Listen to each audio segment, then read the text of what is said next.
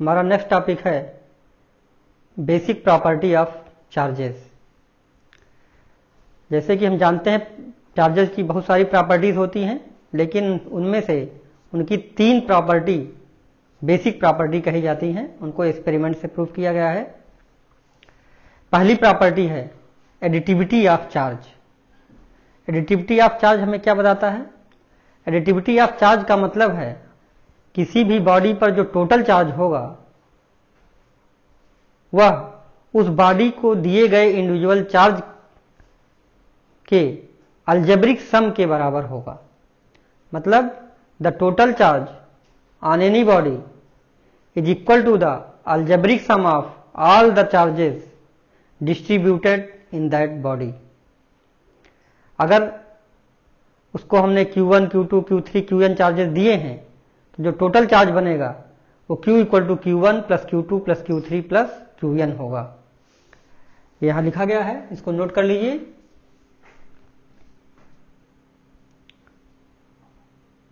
इसको हम समझते हैं एग्जांपल से।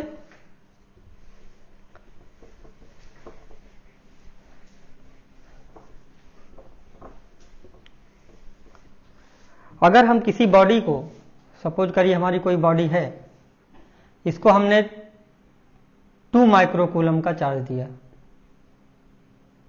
पहले इसका नेट चार्ज 0 था, मान लेते हैं। अब 2 माइक्रोकूलम का चार्ज दिया तो कितना चार्ज हो जाएगा? 0 प्लस 2 माइक्रोकूलम। फिर मान लीजिए इसको हमने 3 माइक्रोकूलम का चार्ज दिया तो अब कितना नेट चार्ज हो जाएगा? 2 प्लस 3 5 माइक्रोकूलम। मान लीजिए इसको फिर से हमने -1 माइक्रोकूलम का चार्ज दिया तो अब नेट चार्ज हमारा कितना बनेगा? Total charge Q total 2 plus 3 minus 1, 2 3 5 minus 1 4 microcoulomb. कहने का मतलब जो चार्ज है उसको हम उसके साइन के साथ ऐड करेंगे, क्योंकि चार्ज स्केलर क्वांटिटी होता है, इसलिए किसी बॉडी पर टोटल चार्ज निकालना है तो उसका अलजेब्रिक सम निकालेंगे, दैट इज उसका सम करेंगे उसके साइन के साथ, जिससे कि हमें टोटल चार्ज मिल जाएगा। इसी को कहते हैं additivity of charge.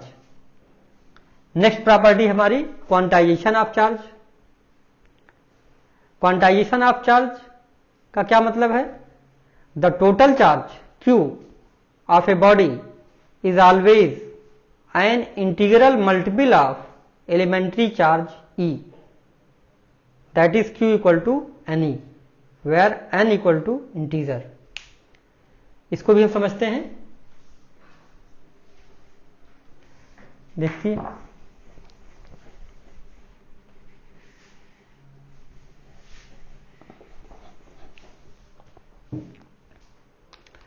Quantisation of charge समझने के लिए हमें यह समझना चाहिए टोटल चार्ज Q किसी बॉडी पर कितना हो सकता है। अगर कोई बॉडी चार्ज है तो हम जानते हैं कि उस बॉडी में, अगर किसी भी बॉडी में चार्ज है, मतलब नेट चार्ज, यहां पर नेट चार्ज से मतलब है अगर नेट चार्ज है तो या तो उसमें एक्सेस ऑफ इलेक्ट्रॉन्स होंगे या डिफिशियंसी ऑफ इलेक्ट्रॉन्स होंगे। हम जानते हैं a body is said to be charged if it has excess of electrons or deficiency of electrons over its neutral configuration। Suppose करिए किसी बॉडी को अगर हम चार्ज कर रहे हैं तो या तो उसमें से इलेक्ट्रॉन हमें निकालना पड़ेगा या तो उसको इलेक्ट्रॉन देना पड़ेगा। सपोज करिए इसको हमने 1 इलेक्ट्रॉन दिया। अगर हमने 1 इलेक्ट्रॉन दिया तो इस पर चार्ज क्या हो सकता है?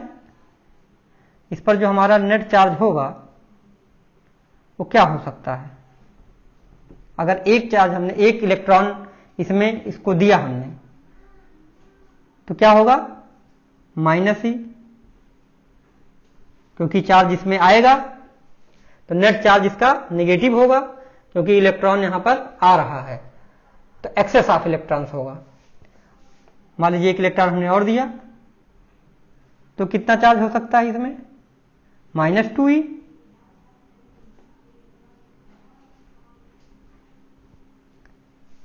इसी तरह से अगर मान लीजिए हमने n चार्जेस दिए तो कितने चार्जेज हो सकते हैं यहां पर? Minus n e, n integer है,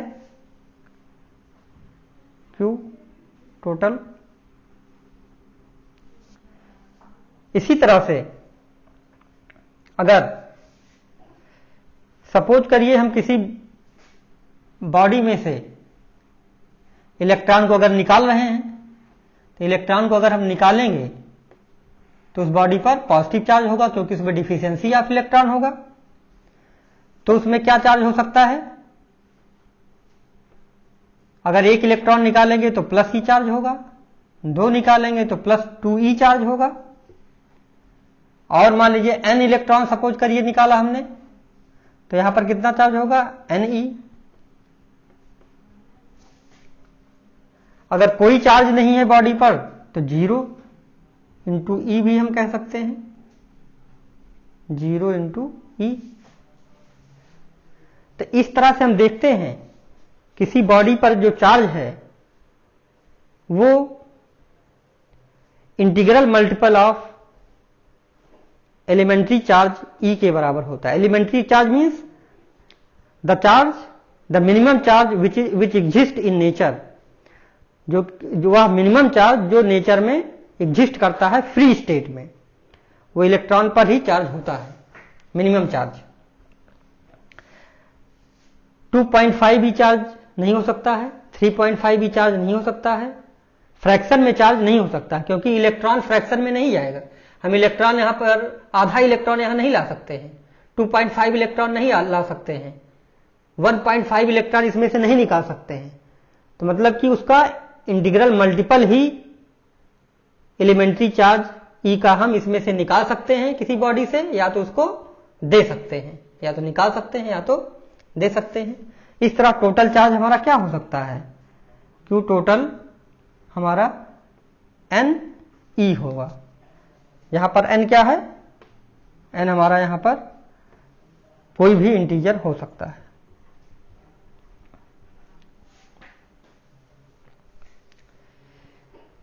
यहीं पर एक चीज हमें और समझ लेनी चाहिए, एलिमेंट्री चार्ज ई का मतलब है the minimum charge which exist in free state in the nature. इससे भी छोटे चार्ज रिसेंट डिस्कवरीज में पाए गए हैं, जैसे क्वार्क्स। क्वार्क्स हमारा प्रोटॉन और न्यूट्रॉन का कॉन्स्टिट्यूएंट पार्टिकल है। इसको भी हम समझ लेते हैं क्वार्क्स को थोड़ा सा।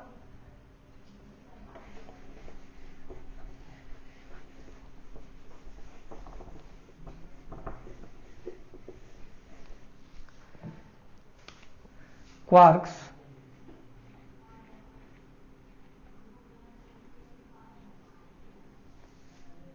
दो तरह के क्वार्क होते हैं, एक अप क्वार्क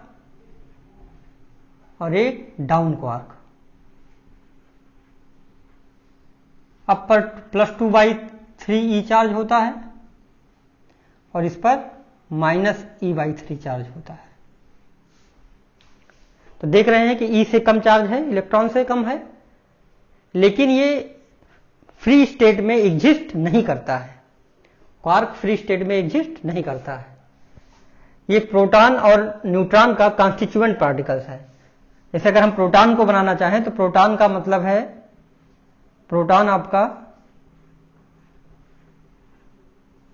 UUD, मतलब दो अप क्वार्क और एक डाउन क्वार्क से मिलके बनता है।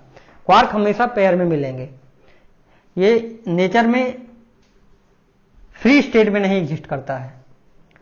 तो अगर देखें U तो +2/3, फिर +2/3, अगर इसका आप चार्ज निकालें +2/3e, +2/3e, और D का मतलब -e/3, तो कितना हो जाएगा ये? 4e/3 में से e/3 गया, 3e/3 मतलब E। तो हमारा जो E है, E का मतलब क्या है? प्रोटॉन पर चार्ज +E होता है। इसी तरह से हम न्यूट्रॉन को भी दिखा सकते हैं। जो हमारा न्यूट्रॉन है वो UDD, एक अप क्वार्क और दो down quark. Up quark 2/3e और -e/3 -e/3 -2e/3 हो जाएगा और सॉल्व होकर के 0 आ जाएगा। तो न्यूट्रॉन पर चार्ज 0 होता है। तो इस तरह हम देखते हैं क्वांटाइजेशन ऑफ चार्ज का मतलब है the total charge, total observable charge, किसी भी बॉडी पर जो टोटल ऑब्जर्व चार्ज होता है वो integral multiple of elementary charge e के बराबर होता है। क्योंकि कोई बॉडी अगर चार्ज होती है तो उसमें से इलेक्ट्रॉन्स या तो निकलता है, अगर इलेक्ट्रॉन निकलेगा तो पॉजिटिव चार्ज, अगर इलेक्ट्रॉन उसमें आएगा तो नेगेटिव चार्ज। तो फ्रैक्शन ऑफ इलेक्ट्रॉन्स आते नहीं हैं, इसलिए हमेशा net charge integral multiple of elementary charge e के बराबर होता है। ओके, चलिए हम लोग कंजर्वेशन ऑफ चार्ज के बारे में समझते हैं। What is conservation of charge? Total charge on an isolated system remains constant, या इन अदर वर्ड्स हम लोग कहते हैं charge can neither be created nor be destroyed. ना तो हम चार्ज को क्रिएट कर सकते हैं ना डिस्ट्रॉय कर सकते हैं इन आइसोलेटेड सिस्टम। लेकिन ये डेफिनेशन आगे चल के गलत हो गई। फिर क्या हुआ? फिर आगे एक डेफिनेशन आई, चार्जेस कैन बी क्रिएटेड और destroyed in equal and unlike pairs only. Charges equal और अनलाइक पेयर्स में क्रिएट भी हो सकते हैं और डिस्ट्रॉय भी हो सकते हैं। चलिए इसको हम समझते हैं, इसको नोट कर लीजिए डेफिनेशन।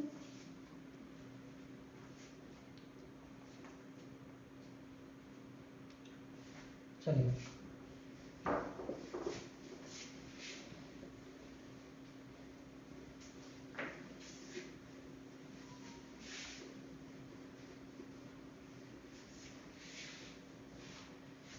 इसको हम पहले एग्जाम्पल समझते हैं। सपोज करिए ये क्वेश्चन आपके बोर्ड एग्जाम में आया भी हुआ है। अगर आप ग्लास रॉड और सिल्क क्लॉथ को रब करते हैं तो इसमें कंजर्वेशन ऑफ चार्ज आपको दिखाना है। सपोज करिए आपका ये आइसोलेटेड सिस्टम है। अगर आइसोलेटेड सिस्टम है, isolated system means the system which is free from external influence, जो बाहर से जिस सिस्टम पर कोई भी इफेक्ट ना पड़े। मान लीजिए ये आपका ग्लास रॉड है, ये हमारा है ग्लास रॉड, और ये हमारा है सिल्क क्लॉथ, ये सिल्क है। बिना रब करने के पहले इनिशियल क्या थी इसकी सिचुएशन?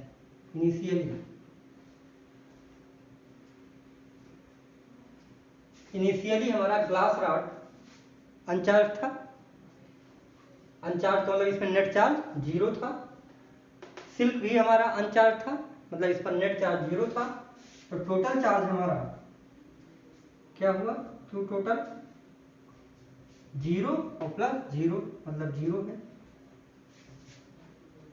बाद में क्या पोजीशन बनी? फाइनली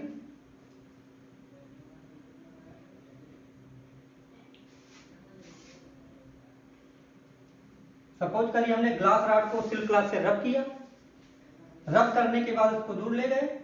जब रब करेंगे तो हमें पता है ग्लास रॉड का वर्क फंक्शन कम होता है, इससे कुछ इलेक्ट्रॉन निकल करके सिल्क क्लॉथ में चले जाते हैं, जिससे कि ग्लास रॉड पॉजिटिव हो जाता है और सिल्क क्लॉथ नेगेटिव हो जाता है। इसको हम लोग पीछे समझ चुके हैं। तो फॉर एग्जांपल हम ये समझते हैं, मान लेते हैं कि ग्लास रॉड से x इलेक्ट्रॉन निकल के सिल्क क्लॉथ में चला गया। यहां पर आपका ग्लास रॉड है,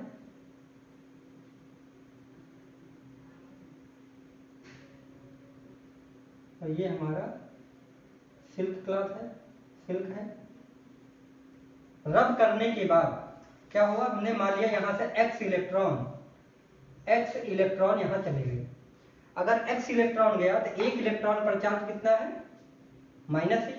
यहां से इलेक्ट्रॉन अगर गया तो यहाँ डिफिशियंसी ऑफ इलेक्ट्रॉन हुई, मतलब ये पॉजिटिव हुआ। इस पर चार्ज कितना आएगा? Q।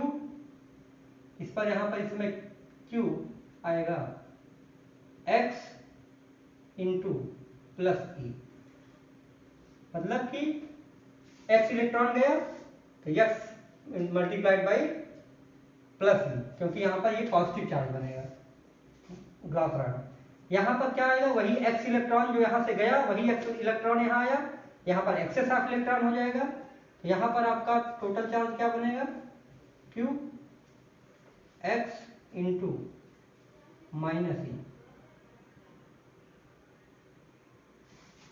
तो यहां से इलेक्ट्रॉन यहां ट्रांसफर हुआ, चार्ज कहीं ना तो क्रिएट हुआ ना तो डिस्ट्रॉय हुआ, चार्ज ट्रांसफर हुआ ग्लास रॉड से सिल्क क्लास में।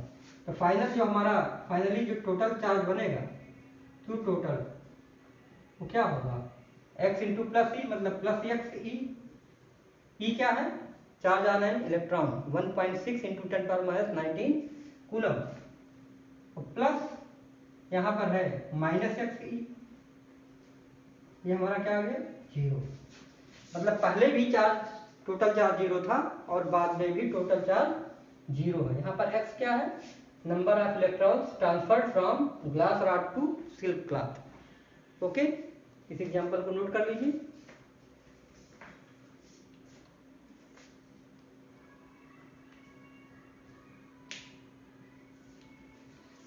ओके, नेक्स्ट हमारा एग्जांपल है पेयर प्रोडक्शन।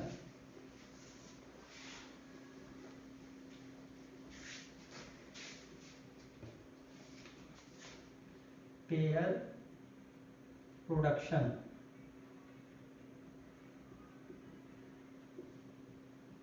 पेयर प्रोडक्शन का क्या मतलब है, यहां पर चार्ज क्रिएट होगा लेकिन इनइक्वल एंड अनलाइक पेयर्स में। इसका एग्जांपल है when gamma ray interacts with matter then it transforms into electron and positron। Suppose करिए हमारा है यहाँ पर गामा रे इंटरेक्ट किया किसी मैटर से, न्यूक्लियस से। हम जानते हैं गामा पर चार्ज, रे पर चार्ज जीरो है। यहां से क्या करता है, ट्रांसफॉर्म होता है एक इलेक्ट्रॉन और एक पॉजिट्रॉन। पॉजिट्रॉन क्या होता है, anti particle of electron. Charge electron का अपोजिट होता है, इलेक्ट्रॉन पर चार्ज -1.6 इंटू 10⁻19 कूलम है, जबकि पॉजिट्रॉन पर +1.6 इंटू 10⁻19 कूलम है। और बाकी प्रॉपर्टी सेम होती है इलेक्ट्रॉन और पॉजिट्रॉन की।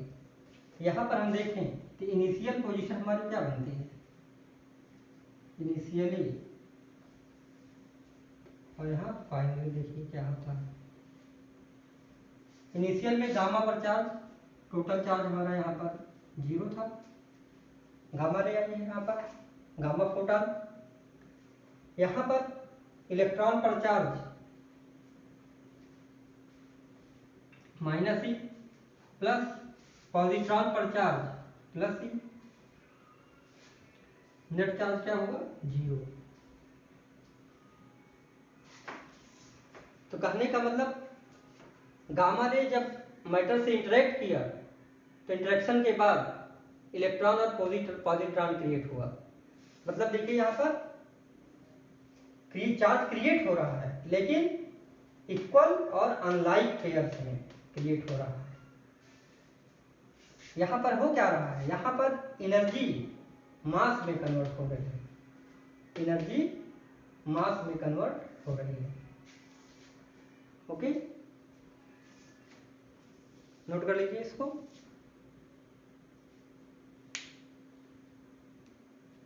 नेक्स्ट एग्जांपल है annihilation of matter.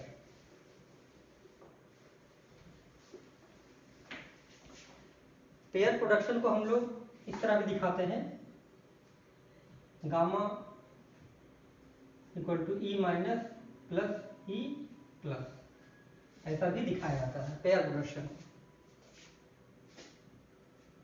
Annihilation of matter,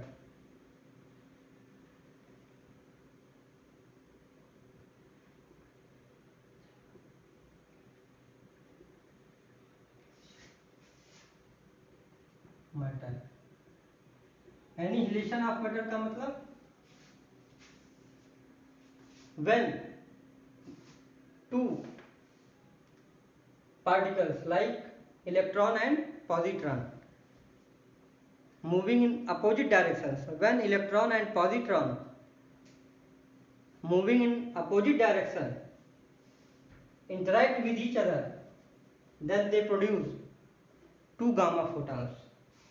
तो जस्ट इसी का उल्टा होता है, जैसे इलेक्ट्रॉन है और ये पॉजिट्रॉन क्या प्रोड्यूस करता है, टू गामा फोटॉन, दो गामा रे प्रोड्यूस करता है। यहाँ पर दो गामा रे क्यों प्रोड्यूस करता है, लीनियर मोमेंटम को कंजर्व करने के लिए। तो इसको भी हम समझते हैं। अगर यहाँ पर सपोज करिए ऐसे इलेक्ट्रॉन आपका आया और यहाँ से पॉजिट्रॉन आया, तो ये दो गामा फोटॉन बनाता है। तो यहाँ पर भी जरा देखिए आपका इनिशियल और फाइनल क्या बनता है, इनिशियल और फाइनल।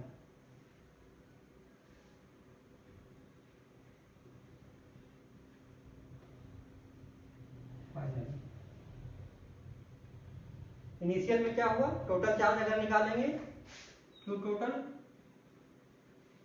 इलेक्ट्रॉन पर चार्ज हमारा है -e और पॉजिट्रॉन पर चार्ज है +e, ये आपका 0 हो गया। फाइनली यहाँ पर Q total gamma ray photon पर हम जानते हैं चार्ज 0 होता है, तो 0। तो चार्ज हमारा पहले भी 0 था और बाद में भी 0 है, इसका मतलब चार्ज हमारा क्या है, कांस्टेंट है, कंजर्व है। तो इस तरह से हम देखते हैं कंजर्वेशन ऑफ चार्ज। और कंजर्वेशन ऑफ चार्ज में charge neither be created nor be destroyed, but it can only be transferred from one body to another body। और अगर क्रिएट और डिस्ट्रॉय चार्ज होगा तो वो इक्वल और अपोजिट पेयर्स में होगा। Okay, thank you. Hello students, पहचान रहे हैं आप, मैं वही रमेश सर ही हूँ। इस नए लुक में घर में कुछ कैजुअलिटी होने के कारण आपको मैं इस नए लुक में दिख रहा हूँ, इसीलिए अभी वीडियो धीरे धीरे आ रहे थे। आगे मैं कोशिश करूँगा कि आपको वीडियोस प्रॉपर टाइम पर मिलते रहें। नया वीडियो बनाने से पहले हमने सोचा कि इसी वीडियो में आपको मैं इंट्रोड्यूस कर दूं। तो चलिए एक न्यूमेरिकल कर लेते हैं क्वांटाइजेशन ऑफ चार्ज पर। अभी हम लोगों ने बेसिक प्रॉपर्टी ऑफ चार्जेस पढ़ा है, तो आपके सिलेबस में इसमें क्वांटाइजेशन ऑफ चार्ज से क्वेश्चन बनता है। ये क्वेश्चन कर लेते हैं। एक क्वेश्चन दिया गया है, a polythene piece rubbed with wool is found to have a negative charge of 3.2 into 10 to the power -7 coulomb. तो कभी अगर आपको न्यूमेरिकल करना है तो न्यूमेरिकल करने का से पहले आप उसको ध्यान से पढ़िए और क्या क्या क्वांटिटीज दी गई हैं उसको ऑब्जर्व करिए और उसको लिखिए, क्या क्या क्वांटिटीज आपको दी गई हैं, फिर क्या आपसे पूछा जा रहा है, फिर उसमें आप फार्मूला बनाने की कोशिश करिए। चलिए फिर से देखते हैं question. A polythene piece rubbed with wool is found to have negative charge. Polythene piece को जब वूल से रब किया जा रहा है तो पॉलीथीन पीस पर नेगेटिव चार्ज आ रहा है। तो हम लोगों ने अभी चार्जिंग बाय फ्रिक्शन पढ़ा है। जब किसी एक बॉडी को दूसरी बॉडी से रब करते हैं तो इलेक्ट्रॉन्स लोअर वर्क फंक्शन वाले मटेरियल से हायर वर्क फंक्शन वाले मटेरियल में ट्रांसफर हो जाते हैं। तो यहाँ पर पॉलीथीन पर नेगेटिव चार्ज आ रहा है, तो इससे हमें पता चल रहा है कि पॉलीथीन पीस इलेक्ट्रॉन को गेन कर रहा है और वूल इलेक्ट्रॉन को लूज कर रहा है।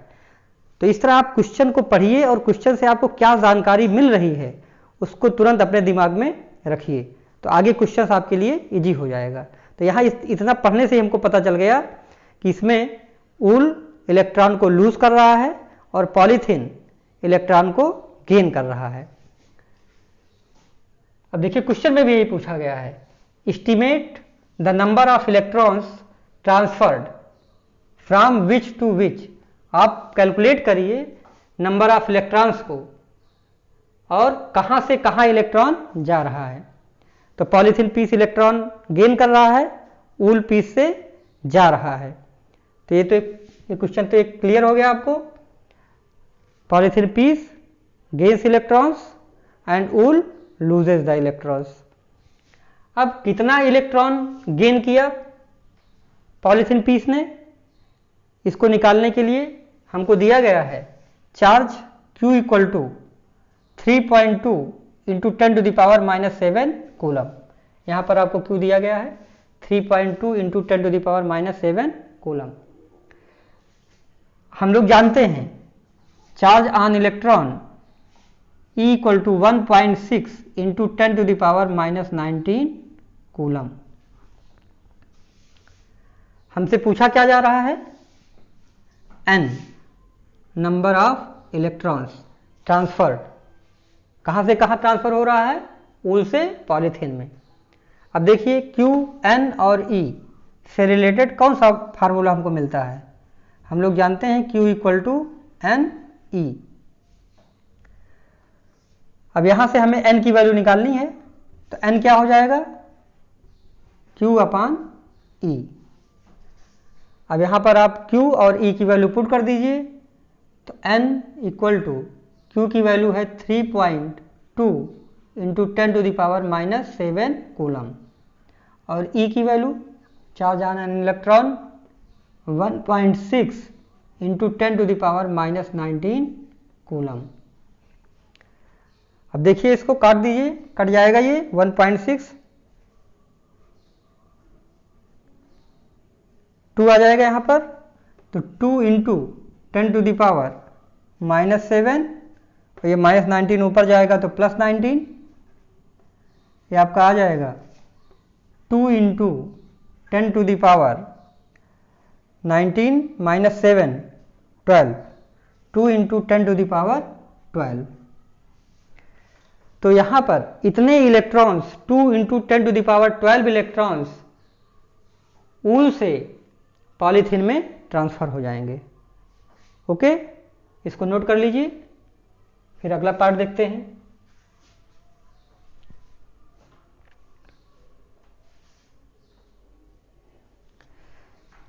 चलिए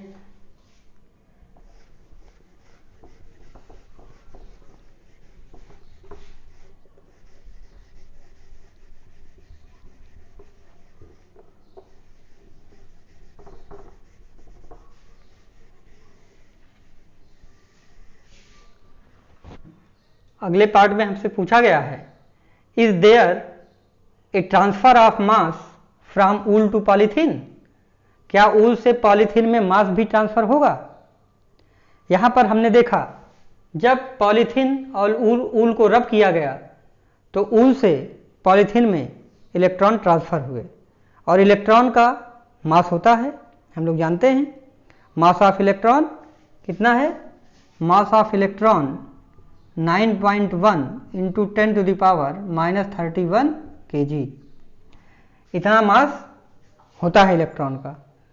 और हम लोगों ने अभी देखा कितने नंबर ऑफ इलेक्ट्रॉन ट्रांसफर हुए, N equal to 2 into 10⁻12 electrons transfer हुए। अब हमसे क्वेश्चन पूछा जा रहा है, is there a transfer of mass from wool to polythene, क्या वूल से जो पॉलीथीन में मास भी, पॉलीथीन में मास भी ट्रांसफर होगा, यस होगा। कितना मास ट्रांसफर होगा, तो हम लोग कैलकुलेट कर सकते हैं, पहले पढ़ भी चुके हैं, delta M equal to mass of electron multiplied by जितने इलेक्ट्रॉन ट्रांसफर हुए। तो यहाँ पर इसको वैल्यू पुट कर दीजिए, डेल्टा M की वैल्यू ME की वैल्यू हो जाएगी 9.1 into 10⁻31 kg multiplied by N 2 into 10⁻12। इसको सॉल्व कर लीजिए,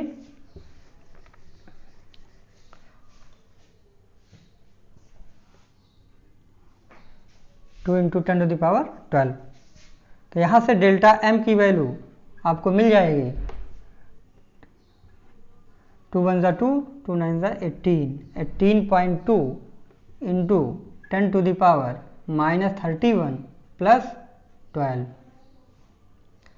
और -31 प्लस 12 कितना आ जाएगा 18.2 इंटू 10 टू द पावर -31 प्लस 12 19 -19। ओके, इतना आया। अब इसको आप थोड़ा सा और 1 पॉइंट तक डेसिमल में ले सकते हैं, तो डेल्टा एम आ जाएगा आपका 1.82 into 10 to the power, point को इधर लाएंगे तो यहाँ पर एक 10 से मल्टीप्लाई हो जाएगा, तो आ जाएगा ये 10 टू दी पावर -19 प्लस 1 मतलब -18।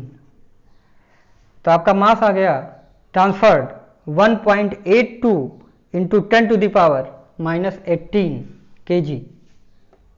इतना मास ट्रांसफर होगा।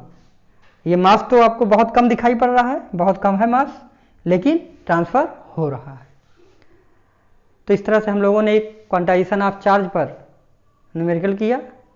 अब आगे नेक्स्ट वीडियो हम लोगों का कूलम्स लॉ होगा, और यहाँ से क्लास 12th की फिजिक्स का असली सही मायने में स्टार्टिंग होगी, और आपको वहाँ पर ढेर सारे न्यूमेरिकल मिलेंगे, हम लोग आगे करेंगे। Okay, thank you.